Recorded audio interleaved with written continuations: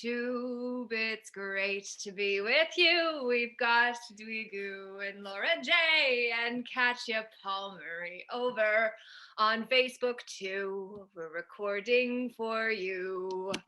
And tonight, as we go live to Facebook too, now we go back to where we can see ourselves in the view, and Katia too. Woo! Woohoo! Amazing. It's so good to be with you, Katia. How are you this evening? I'm doing well, thank you. How is everyone over there? Full. Oh my God. Like full, heart full, belly full. Absolutely. Mind full, ready to share. And I thought we were going to play with the fact that we had some faux before we came here too. Oh, really? So she's full and I'm faux. But I'm just kidding. Tonight we are in for a treat because, as you can see from the title, we're going to talk about the Kahn, but actually it's a super cool story that actually started while we were out on our adventure when we went to get our faux. This is an egg. And so, Katia, you love the symbolism. And so we love to break down words in these episodes. And I invited Duygu because she's super cool. We're hanging out tonight, but we're hanging out because she's super cool and because she has I didn't make her say that, by the way. I did not make her say that. A wealth of information. She's a child therapist. She really helps in just owning space. And so just being your full and authentic and embodied self and what that means and what that takes. And we've talked a lot about form and substance. So Katia, we've talked about form and substance and how that translates on the lawful side. So we're going to see where this conversation this evening goes. But when we set out, we had no idea that we would come home with a golden egg. Yeah, we really didn't. Right? We weren't even looking for the golden egg. In fact, what did I ask for? A genie bottle. Yeah, I asked for a genie lamp when we were walking by and I saw these magical little things that normally I'm not overly materialistic, so I don't care so much about consuming things. But it was my lawman and he collects genie lamps. And so I thought, oh, wouldn't that be super cool to have gone on an adventure and then brought him home a genie lamp. So I was looking for a genie lamp and we went in there and then we met this fantastic man named Dave that really enjoyed our vibe. And so I asked about the genie lamps and you directed us to the place where you assumed they would be. And I was just playing you were with the energy and with this new character who had come into the scene. And so then we went over and then I started to sing and be myself authentically and audaciously and boldly, and the cats are fighting because that's what happens when we dare to ourselves. Someone took the other person and slammed them on the ground. We heard everything and we're like, are you guys okay? Oh my God. No, they're playful. They are playful, but there were no persons present in this whole circumstance because, well, actually maybe there were, because we were playing with personas of just being ourselves, but yet it wasn't a persona because that's what we are, but we're taught to need to be what we are not, which is why the golden egg for me reflects the fact that when I went to pay, I said, oh, it's broken. Like, how much is this? I didn't have a price tag on it. And by the time Dave was still standing nearby and the masked man behind the counter who was following the mandates, he said, oh, well, it's broken, so you can have it. I heard you sing, and you have such a joyful heart that it's our gift. So I said, what is your name, kind sir? And would you believe he said it was Kahn? Like, of all names. And Katia, you and your husband, Peter, were having a conversation that you may wish to tie into the Kahn of the golden egg, that is the king, not the Kahn. Absolutely. So you just brought that to my attention not too long ago. And funny enough, my husband and I were in a conversation because we were into like words and what do they mean, and we just happened to be on the words that start with con. And so when you brought that to my attention, it was like another synchronicity here, because this has been happening often. So I think it might have just directed our conversation for tonight. Totally. Out of just nowhere. We got nowhere, but if we actually shift the space, which is where the willful one, of which we are all, when you shift the space, nowhere becomes now here. Yeah, true. That's right. Also, with all of the synchronicities coming in, it also offers this opportunity for seeing the bigger picture. Because now so the synchronicities are coming in, right? And they're attaching itself onto these very specific, like higher self, like bookmarks almost, where at that moment that we're ready to fully see and see from a wider perspective, see from like, whoa, I just see more. That's the the cats are fighting. I don't know if you guys can hear that. Oh my gosh. But that's what sounds like it's coming through with all of those synchronicities. Yeah, it does. It does. It's been a couple of weeks of little things happening like that. And so I'm not surprised that happened tonight. And yeah, it's it has us be able to potentially get into a conversation around contexts, which are something that basically dictates our ways of being and acting, whether we're aware of it or not. So it kind of just created the moment here for creating a conversation around context this evening. Conversations, context, and consciousness, as well as conscience or conscience. Yeah. The con game, the con video game drama that has taken the world by storm for the last 2 years. Yet another con, such as the consent we must give in order to have a contract be valid, and the contractions we must go through if we are to expand. I think we just, what feels good right now is just tapping the heart, because one of the biggest things that is being contracted right now is our heart. We are whole, loving, giving, naturally like a wellspring, like that, like a water that just like comes out of the earth, just ready to like give, because it has so much. We have all of that within us. And to be able to be at that place where now I want this for everyone, and therefore I must communicate that now. And so connecting my heart where it feels so constricted that it's painful.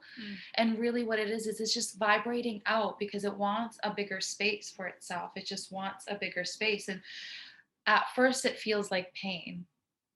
And then later on, we realize it's just our heart expanding.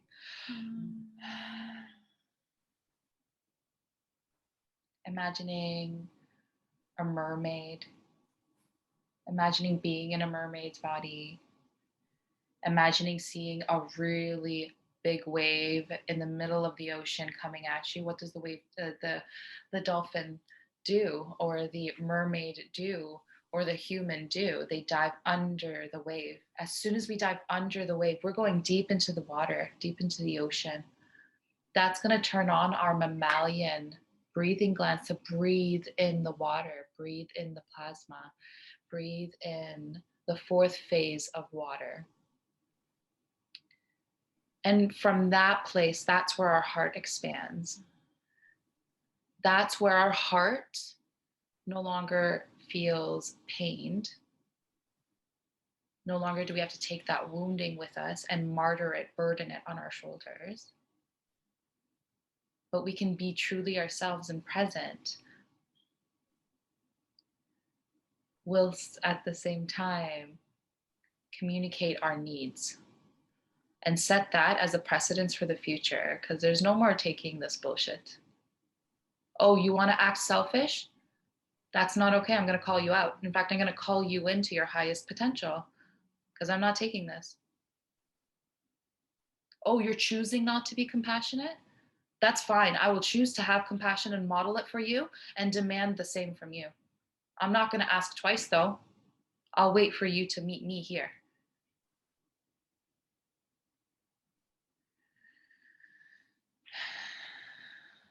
So, opening our eyes, realizing our fullest responsibility over our own bodies as it was a nation, a self-governing system. Everyone showing up for themselves, for the community. So that's what it feels like. Wow. It's an interesting time to be in this space. And we have choice always. And how we frame that choice is also really important. Mm-hmm. Because this universe provides all of the answers that we need. We ourselves are the universe, embody all the answers in the world.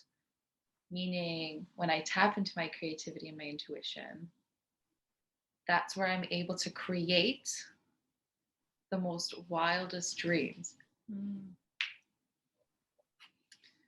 And because of that, that's where I can also take a moment to look at a situation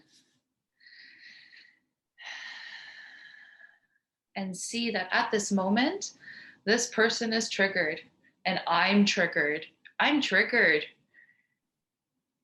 And then I can also look at the situation from a wider lens, from that lens of like where I am anchoring the highest truth, not just for me, but for everyone.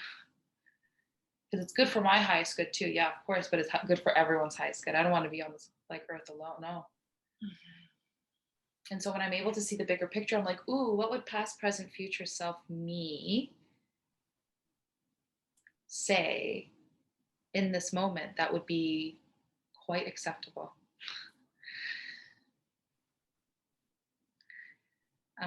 And so we can in real time learn these lessons like this, things that, take like decades. Like we are in a situation where it's so optimal for us to learn it right now. So optimal. I'd rather see it that way. My heart doesn't want to be constricted more. My emotional body doesn't want to be constricted more. It wants to expand. It wants to be me. I don't want to live in this like fear. That's not the reality I live in. It's not to say I'm bypassing the real issues that are at play or that mine is more important than anyone else's. This is a we thing. Mm-hmm. This is not a me thing. Yeah, flipping up the me to a we. It's just like, are we facing upwards with the we and actually open to receive? Or are we just me and mine? And it's just like, let me catch everything that's underneath of me, compared to the W that is actually open to the skies and able to hold the overflow, but allow the overflow. So it's like fill itself and fill your well. So there's a really significant well analogy for our energy, which is just basically we're a well. And every time we do something for ourselves, then we actually fill the well. And every time we do something for others, we pour out. Or if we do to ourselves or for ourselves that isn't serving us, we pour out and we pour out. And if we're constantly pouring out compared to actually pouring in, then it's different than if we actually allow ourselves to get filled so that then we can overflow. I love this because that's an old narrative that our well is only limited. Well, yeah, but if you don't fill it, then ultimately you're eventually going to have to either be taken out of the game because you didn't fill yourself and you weren't responsible to actually replenish when you felt you were tapped out, which is why then you fall into obligation of having to pay for what you spent irresponsibly. Yeah, most definitely. I think that's the pattern that ends up happening. Definitely. Yeah, that's the existing The pattern. cycle. Yeah. Katia, what are you feeling?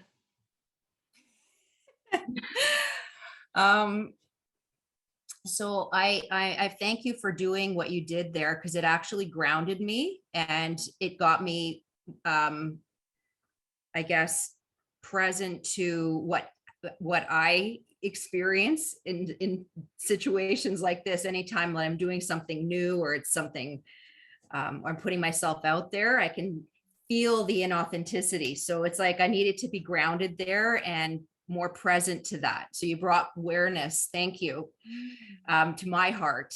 And yeah, I think that I'm in complete agreement with owning and accepting our divinity, and then also standing for collective integrity, which is the collective divinity. So like you were saying, you know, calling out potentially when we see, because what I used to do, where I came from, was I was an enabler. So I came from a place of wanting to help people or take away their suffering, but doing it in a way where I was enabling their smallness, not their potential. And that's what I was taught growing up. My parents did that. So I took on this pattern. And it wasn't until I started to do some of my own inner work, I realized that it's actually not that. It's actually standing for people's greatness, and it starts with my greatness first. So I had to acknowledge and take on my divinity, which I had a very difficult time doing because I was so entrenched in my background of religion and feeling diminished and not good enough. So I had so much to work out.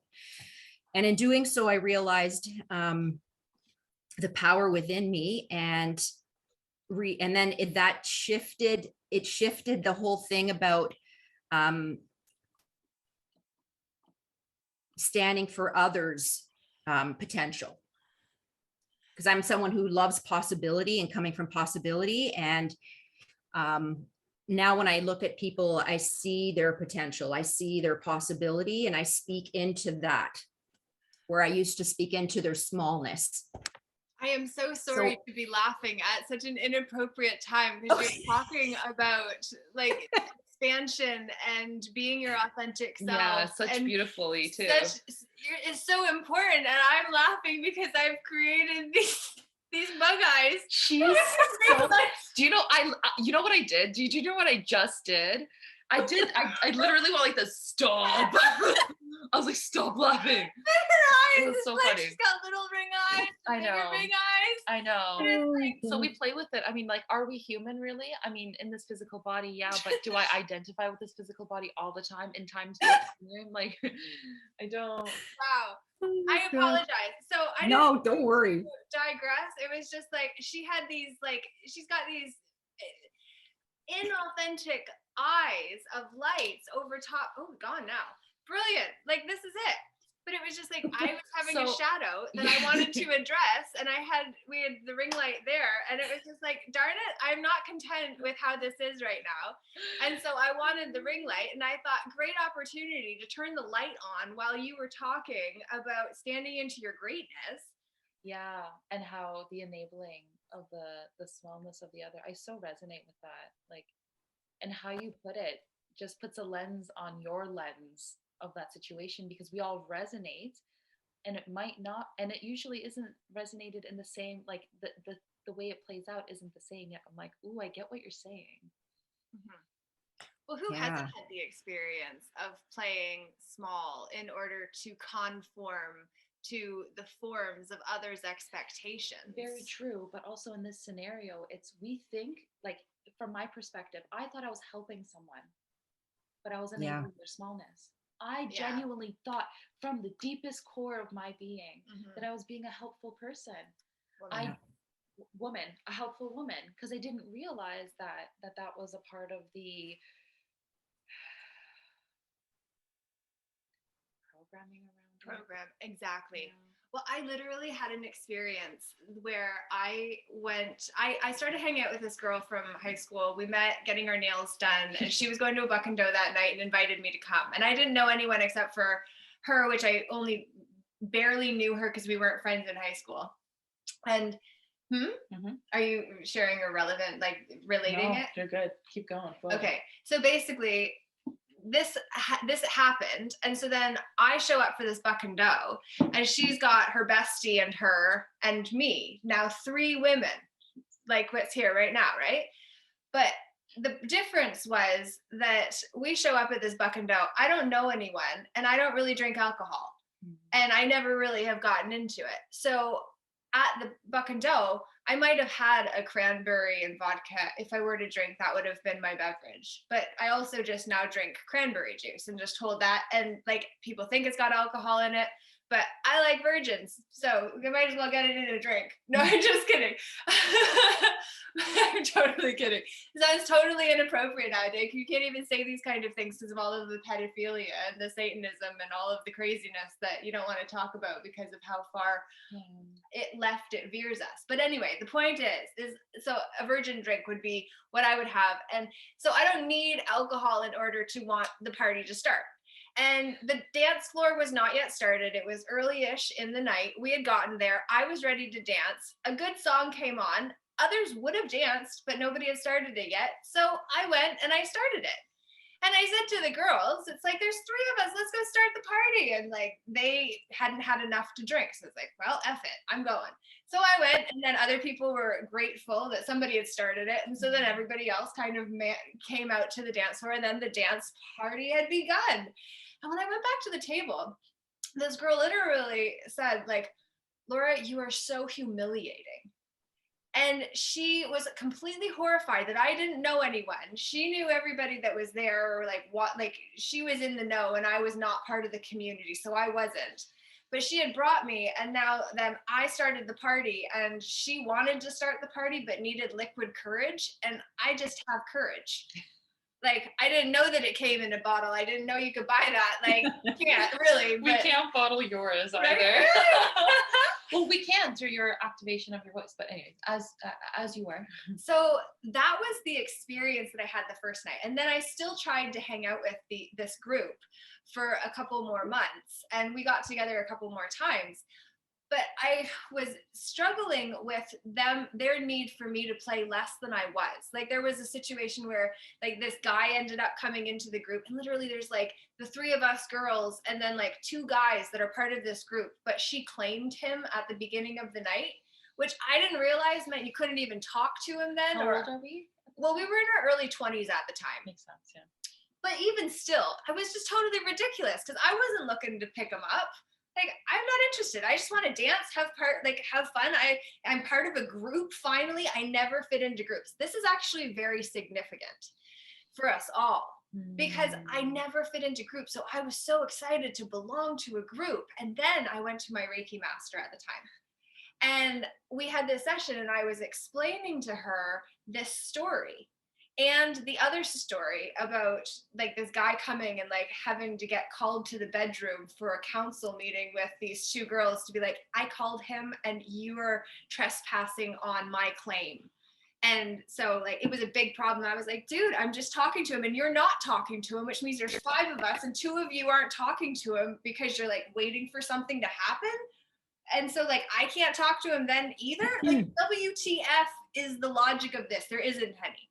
But why I share this whole thing is because this Reiki master that I shared this experience with, that I'm hoping you can relate to and have your own experiences to bounce off from. But she said, you know, Laura, sometimes you just have to tone yourself down in life. And I had always looked at this woman as someone, as a channel that offered higher guidance because she always advised adding vice.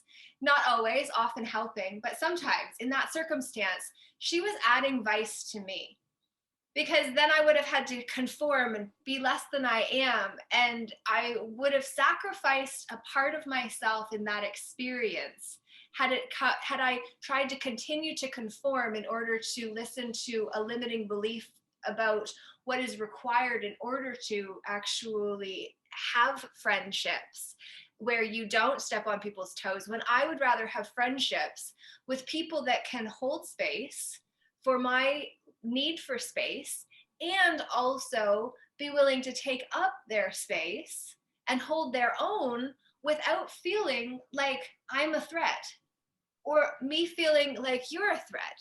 Because it's like Oprah Winfrey said of her best friend Gail, like, if you can stand shoulder to shoulder next to someone that doesn't shrink back because of your light or brightness, like, you stand shoulder to shoulder with someone that shines and expands and enhances your brightness, compared to when you're competing and then one of you is going to be in the other one's shadow.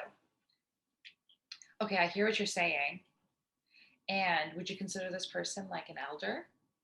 I had until that moment when I distinguished. It was my first distinction between the higher consciousness recommendation or suggestions or insights, and then the humanly self when coming through the same medium, but just understanding how it fit and hit me and my awareness to then say, oh, okay, that is your small self trying to get me to play small, because somewhere along the lines you played small and decided that was the best way to keep yourself safe, aka alive, to the part of us that is the survival chakra.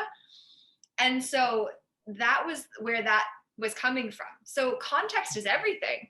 Because until that point, I had never looked at her as someone that might advise to me. I had really looked at her as a medium, a healer, a guru of sorts.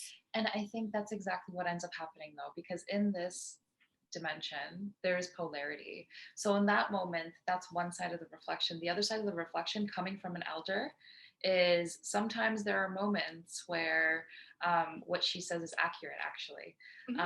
And actually it's the combination of the two. So perhaps she was coming from that place, and because of that, that activated that side of you to now have this realization to be like, oh wow, so I know that this is the dialogue and the narratives that we know that can happen.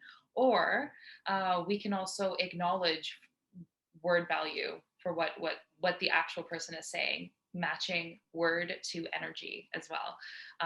Because sometimes people say something and you're like, so you just said something, but the energy fell flat. What happened there? Because it doesn't mean that you're saying what you're meaning. Yeah. Resonance. Yeah. So to expand on what you were saying, in my previous example, so I grew up with a strict parents, and they had instilled in me that this thing about being humble, but to a fault. Like, it was like humble to the point where I made myself invisible. Everyone came before me, and I didn't see just how much that played out in my life. And there was this thing about it looking boastful, or, you know, I just can't believe how much it played into my, you know, how I made choices, who I was, you know, able to communicate with, and so forth. And it talk about a breakthrough. It was like, because I started tackling the whole religious contexts for who I thought I was. And it was all driven by this not good enough, kind of diminished context in the background, especially for women. Like, you know, I went to church and it was, you know, very male driven and led. And so I had all this background. We talk about context, this backgroundness for not good enough. And almost like women were second rate compared to men. I carried that literally on my back for years. And like I said, I think I can name so many different instances where I actually made myself invisible in groups. Like, everyone would have gotten picked and I'd be the very last, because I actually created it in the way I was holding myself. And that's the power we have. Yes. So imagine, you know, that worked for diminishment. What could happen when we're stepping into our greatness? and what could we create. So yeah, I've learned so much on this path of self-knowledge, and really it all does come down to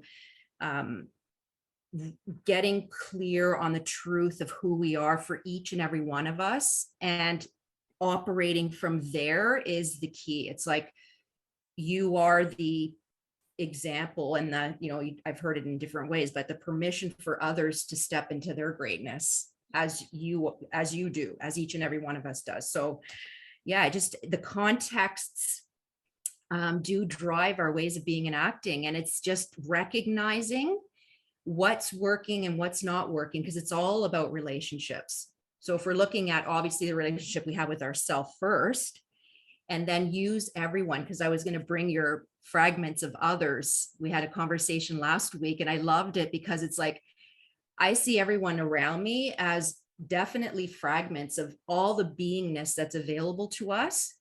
And everyone in every situation is actually pointing to us, who we're being every moment, as examples of, why were they triggered, and look at myself, and why did that happen, and look at myself, versus blaming and putting it outside of us.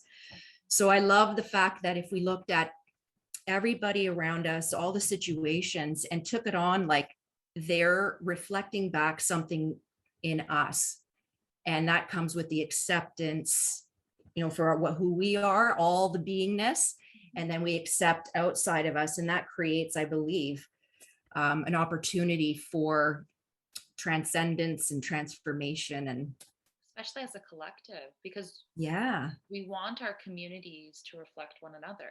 If I have done something that has offended you, I can't read your mind.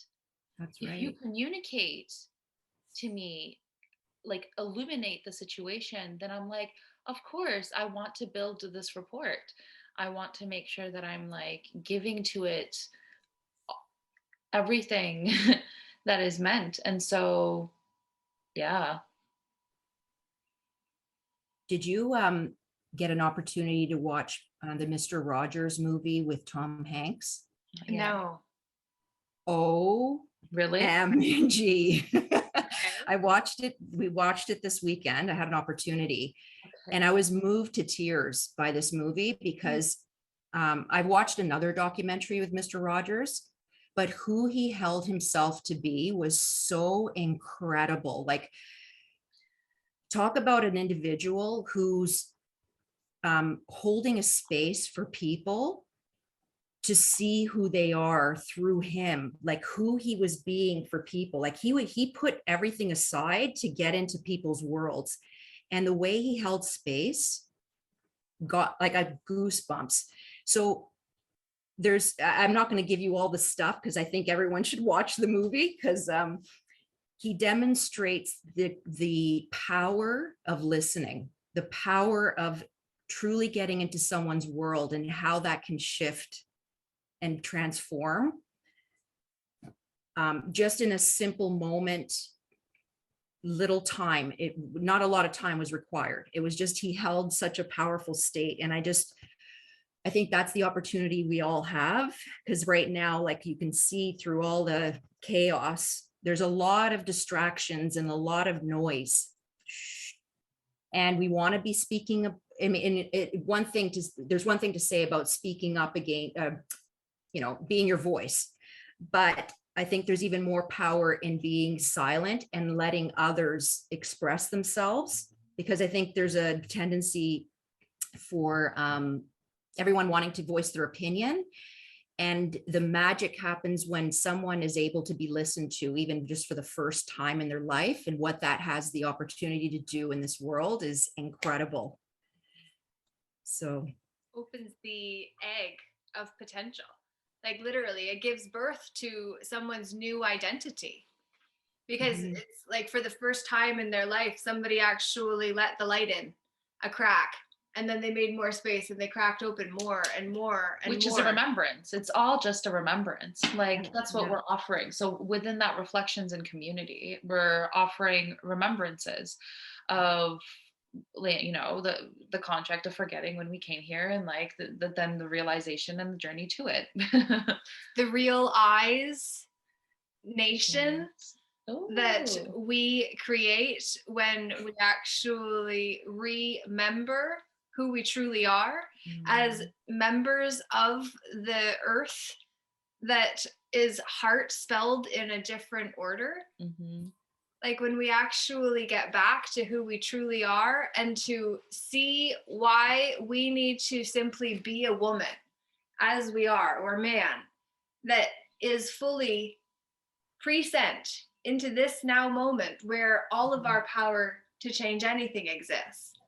Because the future is anxiety laced, because our false evidence or emotion appearing real takes us into a future we don't have control over, that's not here, so we don't have any guarantee of. Or regret is when we're in the past in a not now moment that already happened that we can't change. So to go over it again is to, like, therapy the rapist, like, in some ways. Like, that word is triggering. Yeah, it is. I agree. And yet there's also, when you're called to rehash something that's happened that you can't change, unless it's used for context, which is what the past is used for in coaching. Like coaching, you use the past as context and you use the present moment to actually build a future that's going to serve you, rather than going back over the trauma that took you out before. Like, it also made who you are now. And I know that it's triggering, and I know, like, you've got child therapists behind your name. So I wasn't even thinking of that. I thought of it as I said it. And it's just like, I also wanted to bring it back to when you said in the present moment is where we have the power. Yes. Because I was like, ooh, that's potent. I want to make sure that I say that. You know, our faces do funny things sometimes. No. No, this is the cue. No, I'm just kidding. Long next time. Yeah, but the present is literally that opportunity. And actually, it's perfect with what you just said, Katia, because when we are omnipresent, we are able to, like, almost quietly observe. And from that place of quiet observation, can we actually come up with the most, which is actually in our parasympathetic mode. You know, earlier we were talking about that, and the question I wanted to ask was, well, how does everyone get into that mode? But then we went a complete other direction, and I love it. When we're in our parasympathetic mode, that's when it's rest and digest. That is where, like, intuition comes. That is where, because we are able to be quiet enough within our body that our awareness expands just naturally, kind of like the night sky. Instantly, it just, like, expands, and you're like, okay, cool. So this is what we see now. What was I saying? The parasympathetic and the Perfect. sympathetic. So the parasympathetic is exactly the space of which quiet listening happens, and then connection to intuition, connection to creativity, and creativity is what allows for insight. Insight is that moment that we're breaking through that previous set of, like, limiting perceptions and creating a new one, and that's essentially flow. So when someone is rock climbing, they are constantly having insight, because if they're rock climbing and, like, the only thing holding them is a very thin rope, and, you know, they're on like a really beautiful, like, nature walk, and there's a whole thing, everything that they do, every move is incredibly important, and what they have to do in that moment is break any previous limiting belief to be like, I'm going to make this, and that's the most best decision. And as soon as that individual thinks, in fact, I can't remember this person's name, but he was known to be in such flow and free form rock climbing, and Terrifying, he would be, oh my goodness, for us. Oh my goodness. And he's talking about this. He's like, as soon as I think, I slip and fall. Like, it's just, so it's complete flow. Unfortunately, he passed because of that, but it's also this thrill, right? There was this thrill about, like, insight, creating all this, like, really interesting thing. So I went on to one of your lives one time last week, I think it was, and you were talking about the sympathetic and the parasympathetic nervous systems. And it's befitting the cat would come in, because what the dawning realization came to me when I was listening to you explain what you were in that video, which I don't really specifically remember, but we remember what stands out. So really take what comes from tonight, because it is disjointed, but at the same time, movie medicine means that you just take what resonates as it does. And it's not even what is said, it's about what you think or feel from what is said. And then that's what you write down when you go to a conference. Instead of writing down what's on the PowerPoints, write down what came to you as the PowerPoint was on. That's a huge tip if you're ever attending conferences or whatnot. But anyway, when I attended yours, I made the connection for the first time between the parasympathetic nervous system being empathy and then the sympathetic nervous system being sympathy. Because years ago, I heard the analogy of if you see somebody in a ditch, a sympathetic effort would be to crawl into the ditch in order to be down there with them and to make them feel better and get them out of the ditch. But in order to get them out of the ditch, you have to get out of the ditch. So empathy is where you use that intuition of the teacher your soul hired ahead of time in order to guide you to actually say, hey, you're in the ditch. I've been in the ditch a lot of times. I can relate to where you're coming from. And because in this moment, I recognize your softness, your vulnerability, I'm just dropping my tone a little bit and I'm slowing down a little bit so that I can connect with you in this moment where it's safe enough for you to come back from that not now moment that's taken all your power. But instead of sitting down beside you, I'm going to actually stand on the edge of that ditch and I'm going to have my hand over the edge and I'm going to tell you you can do this. And I'm going to tell you that you will be stronger for having done it yourself with my support from up above, offering a hand down. And then if I were to crawl down into that dirty, messy, dark space that you are currently in because you're making space in your life and you just need to celebrate yourself for that.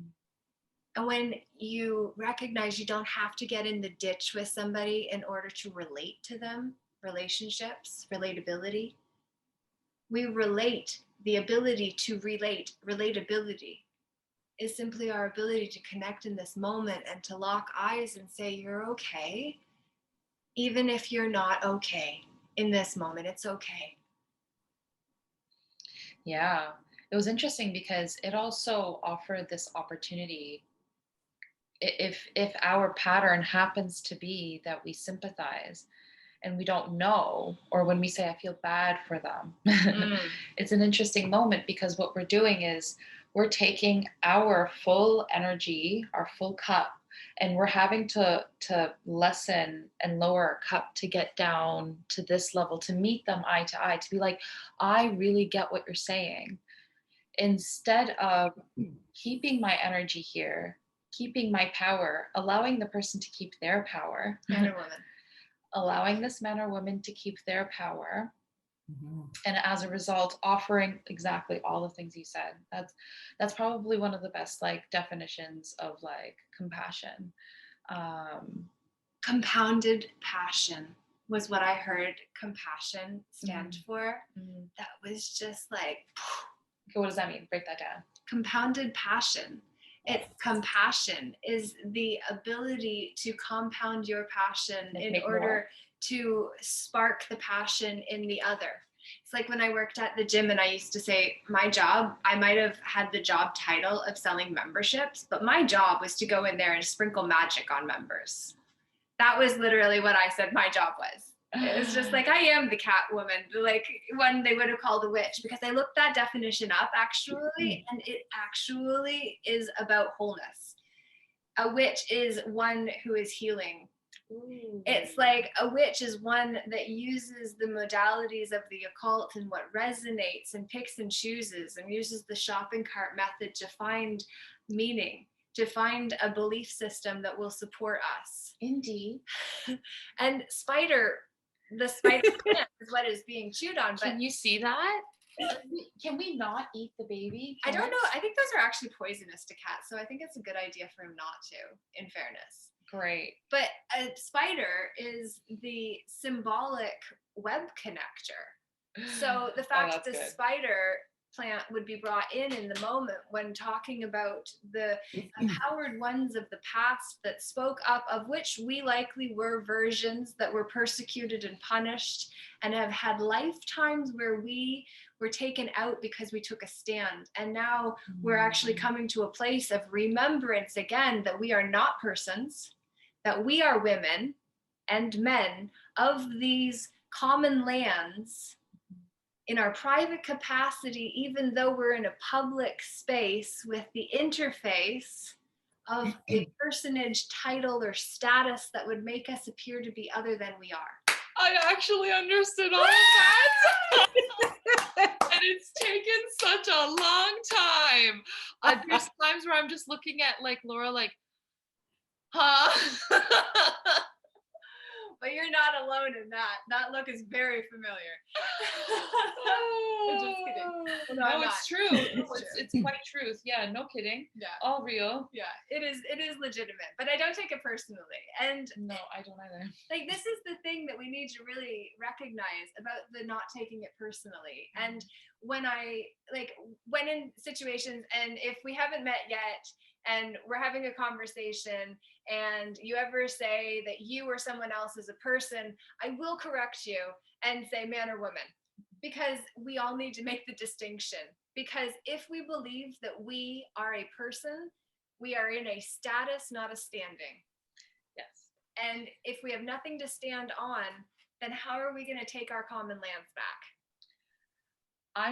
I'm totally okay with being corrected with that. It's when we're going into public spaces and trying to correct others of that. Yeah. And that's because people aren't ready to hear that. And this is where we then create the platforms that those that are ready to learn, those that are ready to expand, those that are ready to learn, not in this linear way, but in the way that we're meant to, as quantum. So it's not going to be 1 to 2 to 3 to 4. Ooh, I just got a right ear confirmation there. But it's going to be something where we're learning something here, and then it activates this, but then somehow we were doing 17 years of this, and somehow that connects here. That's quantum learning, and that's the opportunity we have with one another. That's why the education system has depressed like our intelligence, when in fact it's not intelligence. It's not about it. It's never been about intelligence. But then we make it about an intelligence thing, and then it becomes an ego. But that's because the mind is a trap, and Yeah. we're in a matrix where the trick is what we're taught to be most important. Ma said, well, what did your mom believe? Because Literally, let's continue that cycle of trauma. That's what I order with fries, please. right? A side of trauma, drama, blaming, complaining, victimization. It's insanity, which is doing the same thing over again, expecting different results, which we can either do until we recognize we can do otherwise, or we can simply do a pattern interrupt in the moment, quantum jump to Yes. a new timeline of thought, and recognize what we used to do and what we now do feels a lot better. Okay, perfect. So let's take that into real life, because like this is lovely theoretically, but in real life, what does that mean? So in that, you brought up, Katia, earlier, humble. That's a conversation I had with my sister, actually. I have 3 younger sisters. I totally see myself as like the older sister, wiser, elder. They don't. So She has 3 daughters. Oh, that's beautiful. And so I've learned to make small the wise within me. Also, what that lesson, that package has allowed me to understand where to express my gifts as well. And so we were talking about humble, and she's like, like something humble. And I was like, humble is bullshit. Humble is like the silliest thing I've ever heard. Why couldn't I just be my full like self? And why couldn't I want to have like more than I have right now? Why can't I want things that are outside of what are considered stereotypically in this very like, this is what success looks like. Yeah. Why couldn't I just like be someone that walks down the street and enjoys singing and dancing? Why couldn't I just be the person that, woman. I never get annoyed with her, actually. This is all just Only sometimes. No, I actually don't. Really? I think that's your projection. I get annoyed with myself at times. So No, there's other things I get annoyed at. but we don't have enough time for that. But no, in a beautiful way, because I see the reflection within me. So if I'm getting annoyed of it, what am I annoyed of in myself? Like, I fully acknowledge that. And not being able to get triggered and take it personally in the moment. Yeah. Like when I'm trying to break these things down and like you're brand new to some of these ideas and wanting the real breakdown, and I'm like, but the big picture, and it's just like, but this is going too slow from my perspective. It's just like, you've got to slow it down. Yeah. Like that experience of my need for speed and like your need to get it so that you can actually put form to the substance. Well, listen, when someone's like splashes a paragraph on you and each thing is like 20 subjects that you are just surface to the actual topic, yes, my brain's going to be fried, and yes, I'm going to tell you to slow down. My inner child's like, what the what? Yeah. like whoa, I need structure. The blue balls go here, the yellow stars go here. Let me just, and so in that process, like, you know, there's moments where like there's gonna be a reaction, and that's okay too. And then in that moment that both people are ready for that confrontation, that's when it allows for like, oh yeah, that moment. Actually, this is a really good example. I was going to use the humble thing. I was just going to say, you were saying. So the example of like, okay, so scenario happens, random scenario happen. Imagine the last random scenario that happened to you relating to you being humble, right? Because we want it to be personable, relatable to that person. So yeah, imagining that moment where you had that inner thought that says, but is that humble?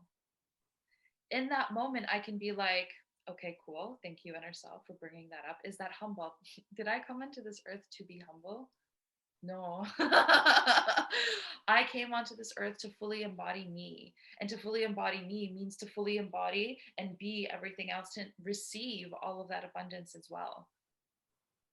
And is that the definition of humble? No, humble doesn't define anything. Am I genuine? Am I authentic? Am I real? Is my heart open? Is my mind open? Do I have discernment? Do I have self-trust?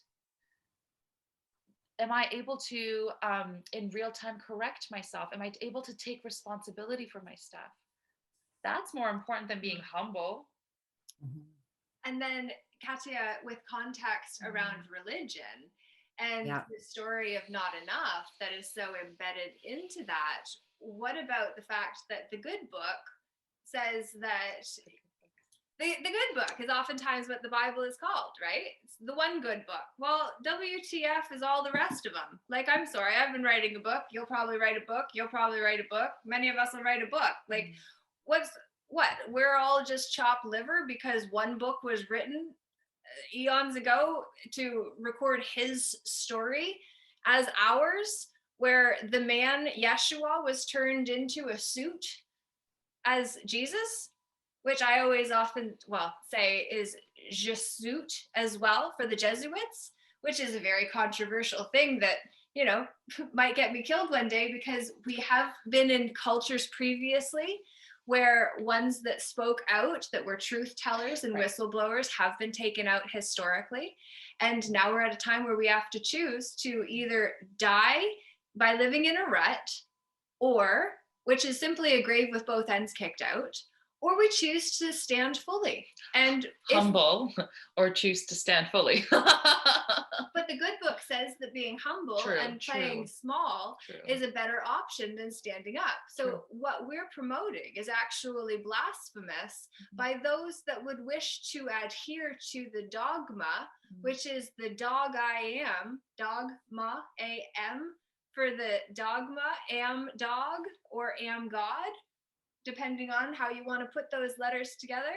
Katia, we're going to wrap up today, and I would love for you to have the final words to say on this concept of being humble, and then having a book that promotes humility, and then also being alive at a time when spirit can't do anything without a will to ground it, and a heart to desire it, and a body to manifest it.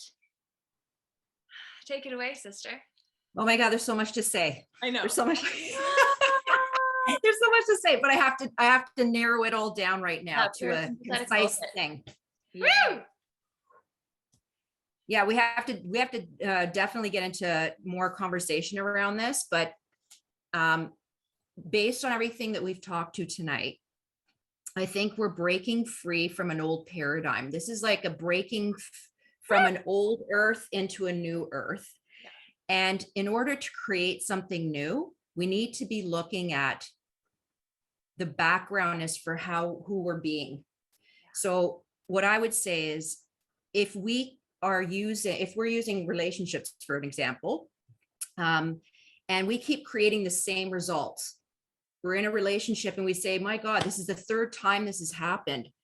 The key is to stop, look inward, and ask yourself, what is the context driving this relationship? Like, what am I bringing into the space of this relationship that keeps having it be created the same way over and over? Because it's a context driving it. We don't realize, but there is. It's called an already almost listening we bring. So, for example, if it's your mother, and your mom tends to be an overbearing, protective mother, and you go into the conversation like, I already know she's going to be up my, worried about this, worried about that. Guess what? The conversation is going to go in that direction, because we have that power to bring into the conversation without even the words. Our energy is already in that conversation. And that context is so important. So if we're in a situation where we keep having the same results, let's get in tune with what that context is, because if we can create a new context, we can create a new future. Mm-hmm. And that's what this is all about. It's like we're now approaching a new way to look at ourselves and really get clear on who we are, and then be that stand for others. As we're clear, we can create a clearing for others to see who they are. And that's, I guess, what I can see right now as a powerful tool is this whole thing about context and really how it drives us and it creates the world we live into. So we need to just pay attention to those contexts that drive us in all areas. By the way, we have a context for health, marriage, couples, it's everywhere. So if we just get really in tune with what those contexts are, we have the ability to transform our life. Absolutely. I love that. That's perfect. It also made me think about the text of our conscience and our conscience, which is metaphorical. Speak more. Yes. We'll speak more on that in the next. Oh, okay, cool. Sounds good. Oh, on Friday for the MK Ultra mind control programming and propaganda call at 2 p.m. Friday, March 11th. We three, plus a few other switched on ones who are looking at things from a symbolic, mythic, and energetic perspective, more than just the literal, though they are all happening now, like the multidimensional cake of this now moment. Like, just slice through it, you get all of those happening simultaneously. If you're just at the literal level, you're not going to like the call.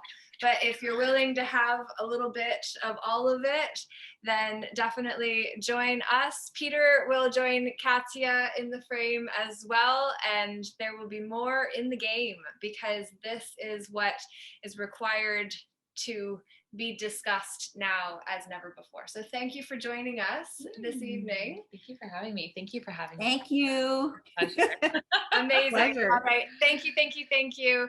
And we will be back again next Monday at 8:00 for sure. Katia and I going deeper into what is discussed tonight. If you have questions, comments, concerns, queries, things you wish us to discuss, leave those comments in the YouTube channel and share it with a few others that need to have access to conscious conversations that go down rabbit holes and come back, and don't judge ourselves for sometimes getting lost in the hole that we jumped out of until then we find 17 moves later it was the right hole all along, as you said. The right hole.